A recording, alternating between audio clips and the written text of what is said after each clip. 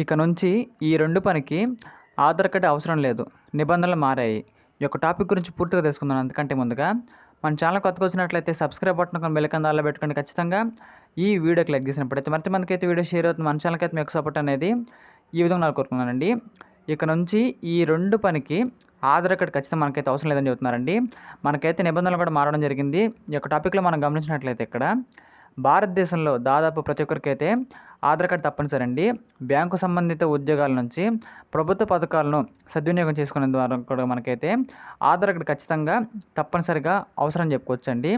అయితే ఇప్పుడు ఆధార్ కార్డుతో చేయలేని 2 విషయాలు మనకైతే ఇక్కడ తెలుసుకోవచ్చండి. ఇప్పుడు ఆధార్ కార్డుకు సంబంధించి కొన్ని నిబంధనలు మనకైతే మార్చబడ్డాయి. కాబట్టి ఆలస్యం చేయకుండా ఈ 2 విధుల గురించి ఏమిటో మనం ఖచ్చితంగా తెలుసుకుందామండి. ఈ ఉద్యోగాలకు ఆధార్ అవసరం.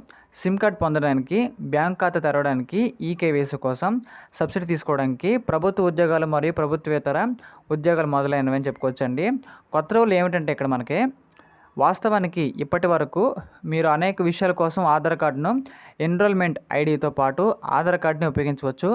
ఆధార్ కార్డ్ అప్లికేషన్ తర్వాత మీకు ఇవ్వబడే అదే ఐడి మీరు మీ ఆధార్ కార్డ్ మొదలైన వాటి నుంచి డౌన్లోడ్ చేసుకోవచ్చు. కానీ ఇప్పుడు మీరు ఈ నమోదు ఐడి ఏదైతే ఉంటుందో చేయలేని 2 విషయాలు మనకైతే ఉన్నాయండి. నిబంధనల ప్రకారం మీరు ఆధార్ కార్డ్ ఎన్రోల్మెంట్ ఐడి నుండి పాన్ కార్డ్ పొందవచ్చు. కానీ ఇక్కడ ఇప్పుడు కొత్త రూల్ ప్రకారం మీరు పాన్ కార్డు చేయడానికి ఎన్రోల్మెంట్ ఐడిని కూడా ఖచ్చితంగా ఉపయోగించలేరండి. అటువంటి పరిస్థితుల్లో మీరు ఇకపై ఆధార్ కార్డ్ ఎన్రోల్మెంట్ ఐడి సహాయంతో పాన్ కార్డ్ కోసం మీరు దరఖాస్తు కూడా చేయలేరు అని చెప్పుకోవచ్చండి. ఈ రోజు నుంచి మనకైతే ఇక్కడ మీరు ఐటీఆర్ ఫైల్ చేయడానికి నమోదు ఐడిని ఉపయోగించలేరు.